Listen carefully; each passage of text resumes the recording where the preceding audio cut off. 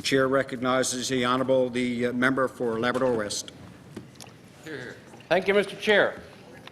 It's a pleasure for me today to rise in this honourable House to speak to interim supply. And of course, we were all here yesterday morning in the debate, and we all heard about the doom and gloom of this province and how we were going down the tubes. And we heard it again today from the member from Mount Pearl North in his questions to the minister.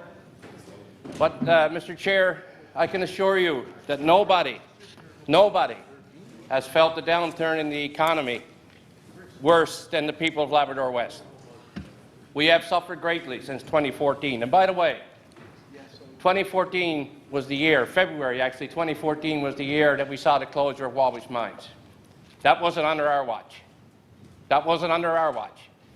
What we've done since then is working with industry to try to mitigate the impact it has had on the residents and try to find a way forward. But before I get into Wabush, I know I only got 10 minutes, and I'll try to get through this as quickly as possible. But we've seen, in the past year, we've seen some rebound in the R&R industry.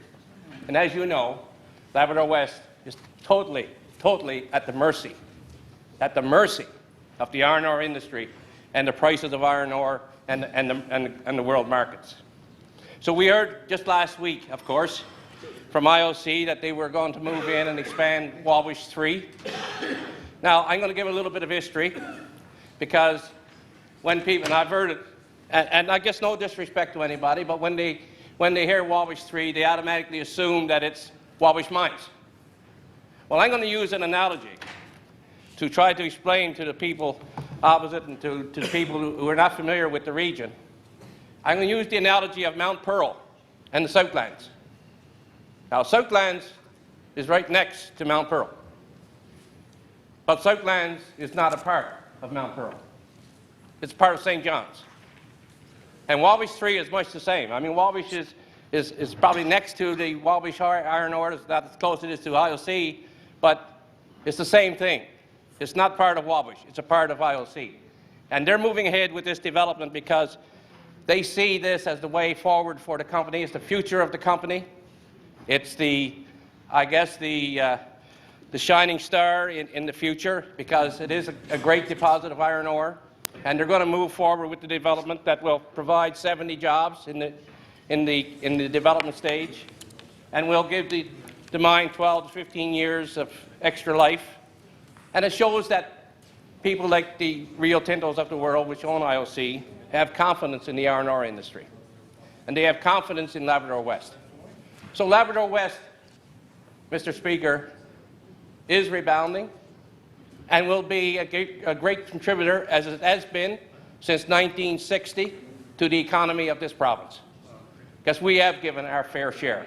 We have been a great contributor to this province, and we continue to be, and we will in the future. Now, Mr. Speaker, as I said earlier, Wabush mines closed in February 2014.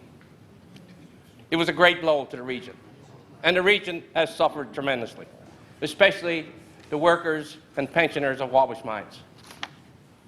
And I guess my first job as an MHA, along with the Minister, he was servicing out at the time, now the Minister of Municipal Affairs and Environment, we had to go to Wabush, and just the same week as we were sworn in, actually, to speak to the Wabush pensioners and inform them that to save the integrity of the pension plan that Cliffs failed to contribute to, it had to be terminated. And as a result of that termination, Mr. Speaker, Mr. Chair, there's people who've lost 25% of their pension, 21% of the pension. And I have a gentleman sitting in the gallery today who's one of those 25%ers. Just imagine how devastating it is to lose your quarter of your pension that you've worked for 30, 35, 40 years, that you feel that you're entitled to, and all of a sudden it's gone. So, Mr. Speaker, the last couple of years has certainly taken its toll on the residents and the workers of Wabush.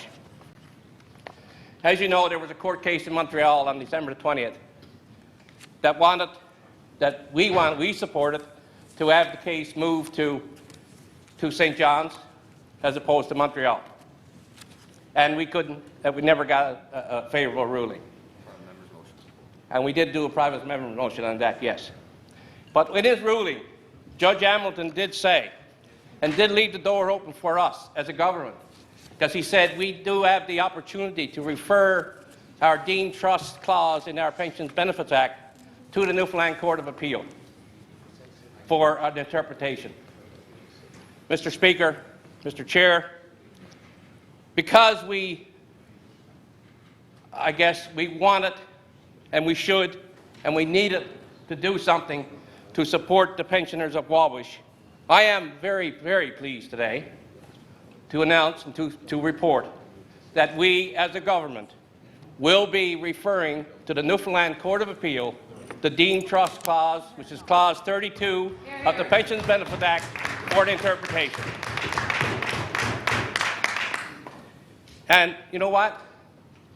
These decisions don't come easy, because there's a lot of implications. And I want to thank the Cabinet members, and I want to thank everybody that's been involved in this, because I've been working on this for so long.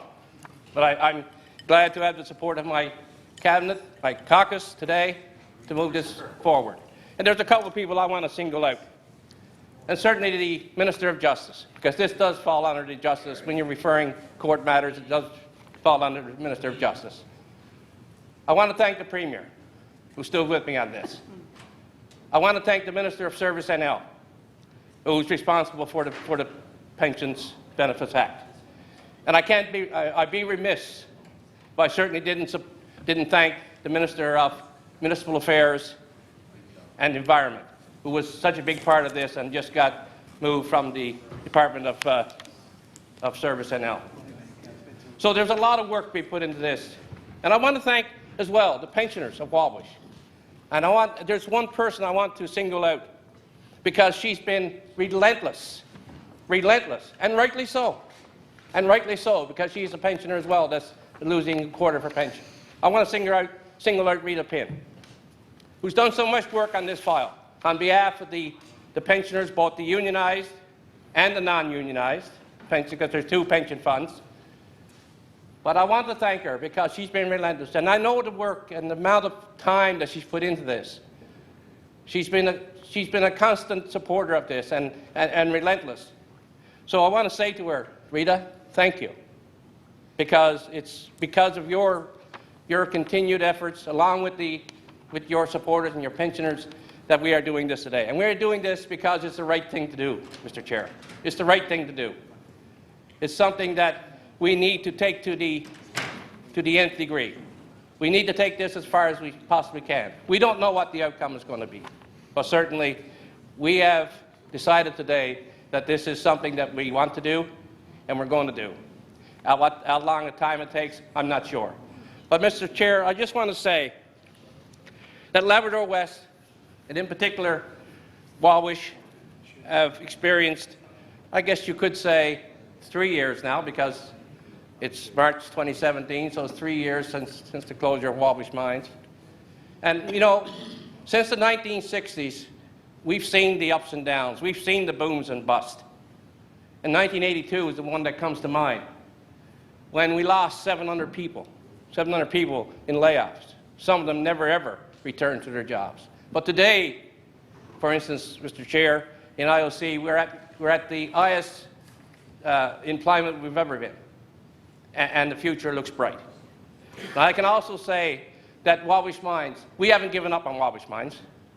We haven't given up on Wabush Mines. And the minister is right in front of me. And the monitor issued a report last week, the monitor who's in charge of CCAA, giving anybody who's interested in the purchase of Wabush Mines until March 27th to add their proposal into him with a $750,000 deposit that they're interested in purchasing Wabush Mines. So we haven't given up. And we're working with those people. We know we have interested people out there that are interested in starting up this operation. So I say to the people of Wabush, I say to the employees of Wabush Mines and the pensioners, we are with you. Hear, hear. We are with you.